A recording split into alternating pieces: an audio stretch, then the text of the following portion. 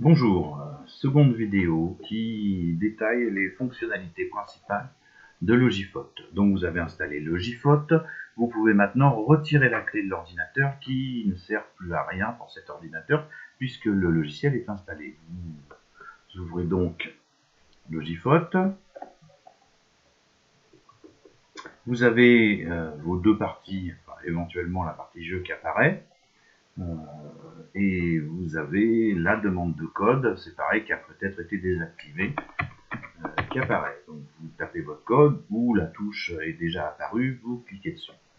Là, la fenêtre principale de Logifote s'ouvre avec les principales fonctionnalités qui sont rapidement accessibles. En général, celle qui est le plus intéressant, c'est Trombinoscope. Donc vous cliquez dessus, n'importe où sur la touche. Vous avez vos classes qui apparaissent. Vous cliquez sur une classe et le trombinoscope de la classe apparaît. Vous avez après la touche badge étiquette. Pareil, vous sélectionnez la classe, vous sélectionnez votre type de badge ou d'étiquette, ou vous créez vous-même un modèle en indiquant en X et en Y la valeur de ce que vous voulez. Vous pouvez mettre un fond, vous pouvez mettre ce que vous voulez. Je vous rappelle que vous pouvez changer les fonds, les couleurs, la taille du texte ou la police de caractère en haut à gauche de la fenêtre et elle s'affichera sur toutes vos exportations. Vous avez après les fiches d'élèves que vous pouvez gérer. Vous avez vos élèves, vous pouvez ouvrir une fiche d'élèves et renseigner tout ce que vous voulez l'imprimer. Vous pouvez aussi vous créer à partir des fiches d'élèves des courriers types que vous imprimez et que vous envoyez.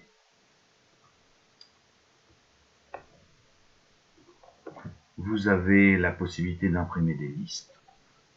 Donc vous sélectionnez une classe et vous avez la liste avec la photo. Alors sur l'exemple que je vous donne, le nom de l'élève et le prénom ne figurent pas, c'est un numéro.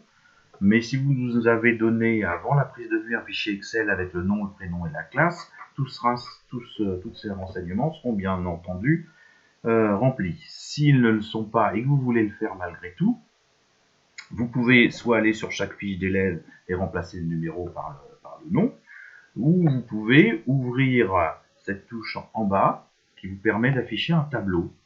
Vous avez à droite la photo correspondante, là où si on a fait plusieurs photos de l'enfant, et vous avez dans le tableau la classe qui est renseignée et le nom qui n'a pas été renseigné, ni le prénom. Et vous pouvez bien entendu, vous, les taper au fur et à mesure sur chaque ligne. Et une fois que vous aurez rempli tout ça, évidemment, elles figureront sur les étiquettes, sur les trombinoscopes et sur les listes.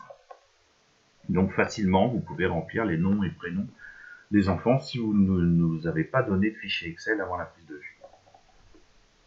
Vous pouvez ensuite rajouter un élève, vous pouvez supprimer ou rajouter une classe, vous pouvez créer des sous-groupes, par exemple un sous-groupe musique, vous marquez un nom de groupe, musique, vous créez le nom de groupe, voilà, et vous choisissez de rajouter dans le groupe musique, en double-cliquant, les enfants que vous voulez. Une fois que vous avez validé, vous aurez, si je rouvre gestion, vous aurez un groupe musique qui a été créé avec les enfants que vous aurez sélectionnés dans le groupe musique. Et vous pouvez créer autant de sous-groupes que vous voulez. Vous pouvez exporter les élèves, ce qui peut être très intéressant. Si vous voulez récupérer les photos pour votre logiciel, donc vous faites exporter les élèves. Vous avez des types d'exportation prédéfinis et vous avez sinon un autre type d'exportation. Si vous voulez tous les enfants dans un dossier commun, oui ou non. Non, ça les mettra dans des dossiers classes. Si vous voulez que les noms s'affichent ou que ce soit des numéros, et la hauteur de vue, la largeur de vue. Quand vous cliquez dessus, il vous demande le chemin d'exportation. Par exemple, je mets sur le bureau. Voilà, validez-vous, oui, et il est en train d'exporter toutes les vues dans un dossier qui est sur le bureau, comme vous pouvez le voir, qui s'appelle Export. Et si on ouvre le dossier,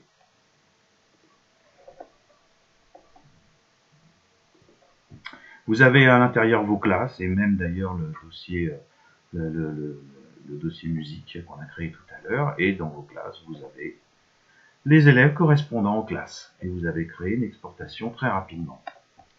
Voilà pour les fonctionnalités principales. Après, il y a d'autres fonctionnalités. Vous pouvez aussi sauvegarder et charger une sauvegarde. Quand vous avez par exemple tapé les noms, ça peut être intéressant de sauvegarder ce que vous avez fait pour pouvoir le retrouver. Après, vous avez des fonctionnalités un peu plus poussées, telles que cantine, arrivée, départ, dans l'établissement, le cross, recherche, facturation, que je détaillerai un peu plus tard dans un autre tuto. Vous pouvez imprimer, vous avez une touche pour imprimer le trombinoscope de toutes les classes et une touche pour imprimer la liste de toutes les classes. Auquel cas, vous n'avez pas imprimé, vous voyez, toutes les classes s'affichent. Auquel cas, vous n'avez pas à ouvrir classe par classe si vous voulez tout imprimer en début d'année. Voilà pour un survol général des fonctionnalités de Logiphot. D'autres tutos suivront qui détailleront un petit peu plus. Merci, au revoir.